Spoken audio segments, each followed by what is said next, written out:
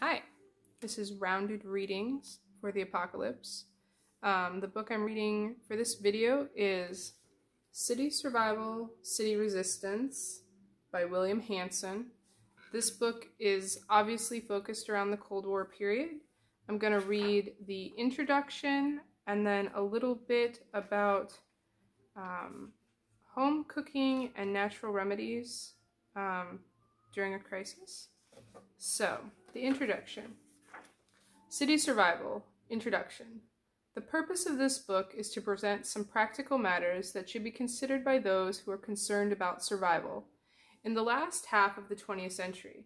However, preparation for survival will only make sense when individuals and families are actually aware of the threat that faces them. The most dangerous position that Americans can take is that the position that there is no threat or that it can't happen here.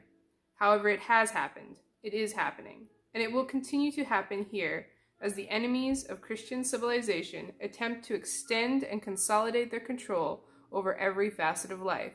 Only practical steps of instruction and then a plan will help individuals and families survive the planned riots, revolution, and enemy occupation.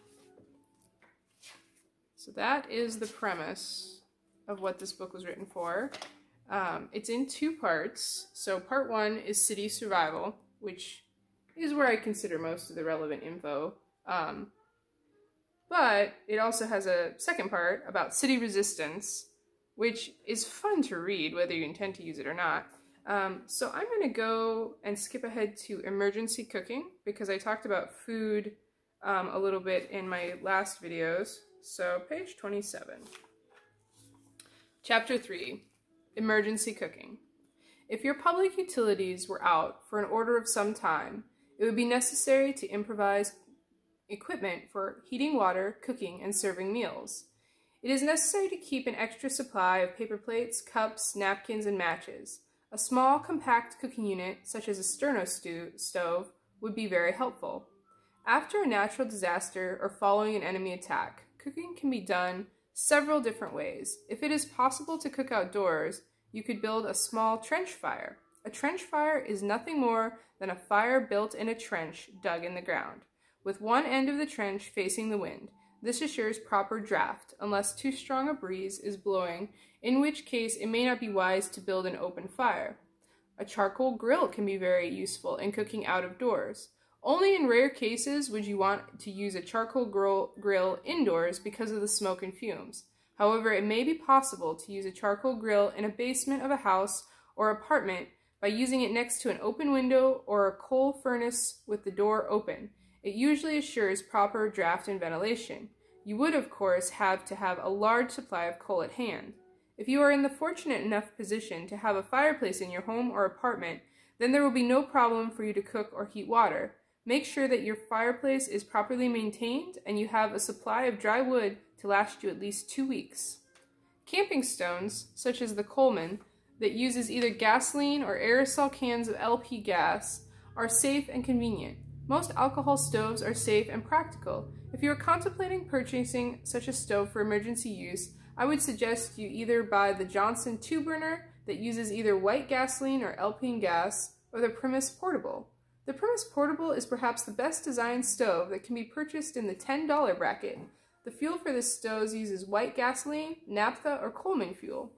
Some of the new wood substitute fuels are available are of composition wood and come in various shapes and sizes such as logs, bricks, and buttons. These ignite fast and burn at a regular rate, usually smokeless and non-toxic, and will leave very little ash when burned out. Portable Dutch ovens used in a fireplace or on the Coleman stove will allow you to bake or keep foods warm. These usually cost from $2 to $7. Well, that was some time ago. During the survival conditions, you should plan to prepare only 2 meals a day. This is done to conserve food, water, and fuel. If you are going to cook 1 hot meal a day, it would be better it were your first meal that were hot, and your supper be a cold meal with a hot drink. So, then it goes into sanitation. It is necessary for every family to know emergency methods of waste disposal. In cases where public water service is interrupted or the sewage system breaks down, either case will be impossible to use present plumbing system, including the toilet. Failure to properly dispose of human wastes and garbage could lead to illness such as typhoid, dysentery, and diarrhea. A simple toilet can be made to operate from a water drain in the basement of a sewer system that is operable but the water is interrupted.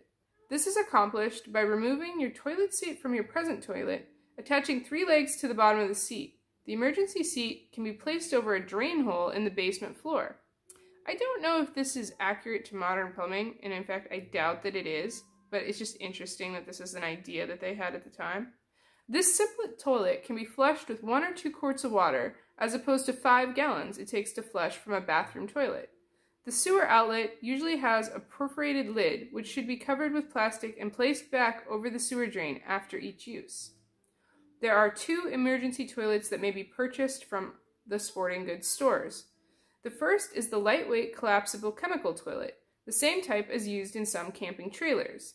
The second is the camp toilet. This folding camp stool with a hole in the seat. The waste material are caught in a disposable plastic bag attached to the bottom of the seat. If the water service is interrupted during an emergency, it may be necessary to build a simple outdoor privy. A hole should be dug at least 24 inches by 24 inches and at least 2 feet deep. The structure need not be elaborate as long as it provides reasonable shelter and privacy. The privy pit should be made as fly-proof as possible. A tight-fitting seat cover is the best means. A low mound of earth should be tamped around the base of the pit to divert surface drainage and to keep flies and other pests out. Outdoor toilets must be located in areas that are not subject to flooding. They should also be at least 50 feet away from any well or spring on the property. Human waste should always be buried under at least 2 feet of earth. This is especially true when a temporary privy is moved or torn down. Human waste and garbage should never be left on the surface of the ground. Insects, rodents, and pests can carry infectious diseases to humans. It may be impossible to build an outdoor toilet. In this case, it is necessary that a temporary toilet be used indoors. Any metal container with a tight-fitting lid will do, such as a covered pail, kitchen garbage with can foot operation. A small amount of disinfectant should be added after each use. Garbage must be kept separate from rubbish. And garbage would be, in this terms, any compostable material. So food scraps, human waste, obviously. That's pretty much it. For food scraps, human waste, if you were doing a lot with plants, like your lawn debris would be a type of garbage. And rubbish would be your, some papers are compostable, but your plastics, your wood, your metals, like anything that doesn't organically break down would be rubbish in these terms. Garbage can sour and decompose in a very short time. It should be drained of its liquid contents and wrapped in several thicknesses of newspaper and stored in a closed container until it can be burned or buried. Rubbish, which consists of material that will not spoil or attract flies, should be burned. Do not establish a community dump without permission from all concerned parties. Dumps quickly become infested with rodents if the materials are not burned as often as possible. It is recommended rubbish and ashes not be left in alleyways or streets. Such material may interfere with the free movement of normal traffic and emergency equipment. Each member of your family should understand these steps for everyone's own health and safety. And it goes into some basic medical first aid, which I think is very relevant, but it's the kind of thing you're going to find in any of these books.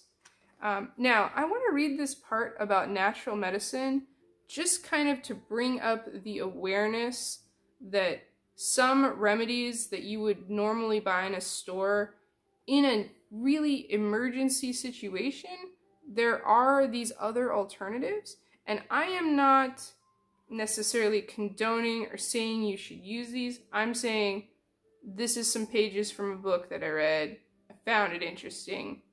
That's all I'm saying with these. So please don't take this as you don't need to follow doctor advice, because that's not what I'm saying. Natural medicines. The following ideas may be classed as home remedies if you like, but the important thing is that they work.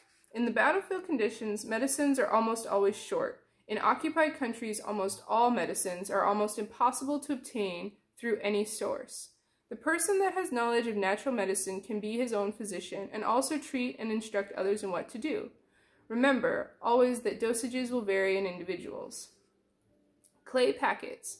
That is, moist clay can be used as a poultice for snake bites, insect bites, and on burns. Clay water, 1 heaping tablespoon of clay stirred into a glass of water, taken internally, will help reduce fever, absorb mild food poisoning, and is an excellent for dysentery. Clay water taken 5 times a day will help remove staph infection. Vinegar. Vinegar is used successfully as a poultice or as a wet dressing on sprains, bruises, and aching joints. A towel soaked in hot vinegar placed firmly against the back of the neck will relieve tight muscles and tension. A teaspoon of vinegar during and after each meal will greatly aid in digestion. The best vinegar to use, whether as food or medicine, is apple cider vinegar that has been cured in wood, such as the Sterling brand. Salt. Hot salt packs are often used for strains and sore muscles and dry up sores. Warm salt water has been used for generations to counteract poisons taken internally and as a laxative. The same can be said for activated charcoal. It absorbs and neutralizes poisons in the digestive system. Flaxseed. Flaxseed will help stop dysentery. Flaxseed, taken in a capsule, is a good tranquilizer. Raw potato juice.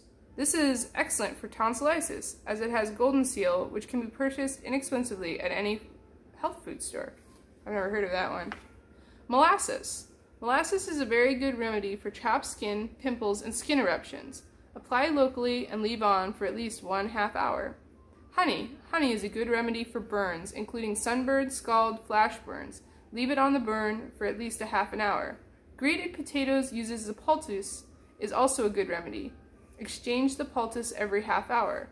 Fresh egg white is also an effective on burned areas. Charcoal and clay. 1 tablespoon of charcoal and 1/2 teaspoon of bentonite clay taken with a glass of water will cure dysentery.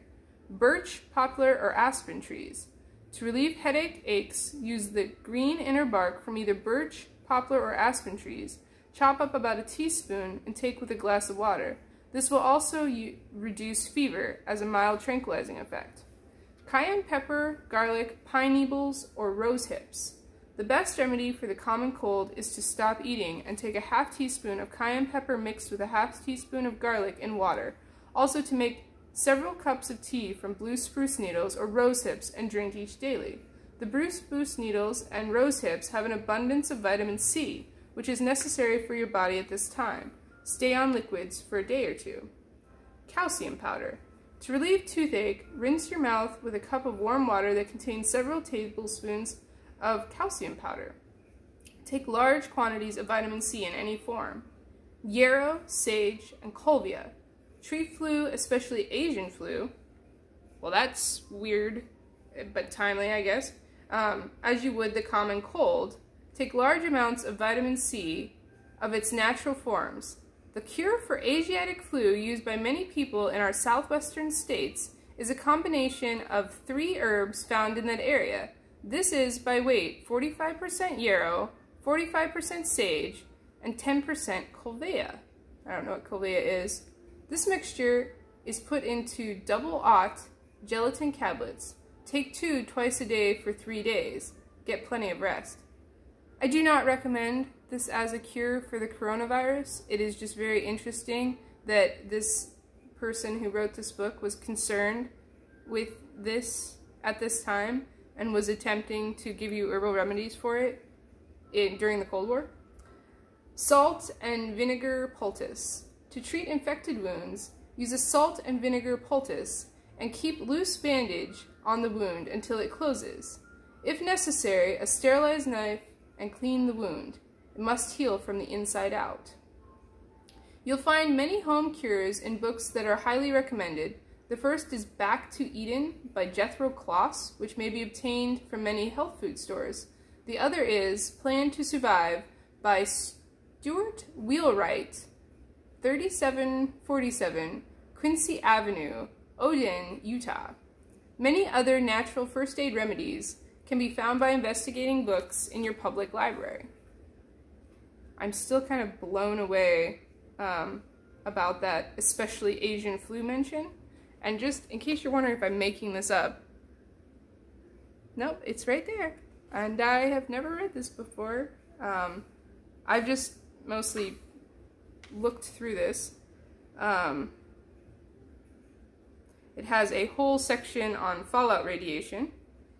I like what they have suggested in their first aid kit, because it's pretty timeless in a way. Box of cotton, several elastic bandages, box of cheesecloth, sterile gauze, roll-it adhesive tape, antiseptic soap or hydrogen peroxide, iodine, scissors, painkillers, it recommends codeine, toothache drops, ammonia inhaler, sulfa, tweezers, single-edge razor blades, Band-Aid in assorted sizes, surgical needles and thread, large bottle of alcohol, bottle of ammonia, aspirin, chlorophyll cream, dental floss, antibiotics, Halzone or chlorine tablets, salt tablets, cold tablets, thermometer, boric acid, tincture of benzoin. I don't know what that is. Then it goes into the full fallout radiation. This book is funny because it goes really back and forth, and there is a lot of conspiratorial stuff. This one is the beginning of city resistance. I'm just going to read a sentence of it. How can decent, God-fearing citizens help resist the Red Revolution? Certainly not by the course that Washington has set in the last few administrations. Their answer is to allow the United States a larger role in our government. This would lead to a complete disarmament. We would have to abolish all investigations of communists and other revolutionaries, allow Soviet embassies in all of our major cities, and watch the silencing of key patriots who are spoken against these dictates. So, I mean, you know what you're dealing with, but the stuff about how to just live if everything goes awry, sometimes it's just useful to just delve full in, worst of the worst. And once you've worked that out and at least have a ballpark theory, you're just in a better place. This is a little diagram of a solar still. So if you're unfamiliar with this, a solar still is a way to get water right out of the air. You need a piece of plastic, and you need to dig a hole. And basically what you're doing is condensation occurs between the ground and the piece of plastic, and then you put a cup underneath the lowest point of the plastic, and as the heat of the day pulls condensation and moisture out of the water, it'll drip into your cup. And you still probably should boil it, like that would be, you know, but like literally you can get water from the air. So there's just so many ways, if you know a few things, you'll be okay. And like a bucket can be a toilet, and just make sure that you bury your stuff so you're not having plague and disease. But there's totally ways to live without all the stuff we live with all the time. But the kind of point of this video is people have always been putting out information for disasters that maybe will never happen, and you can go through them and glean them for the information that you can use for the disasters that do happen. And anyway, hope you enjoyed.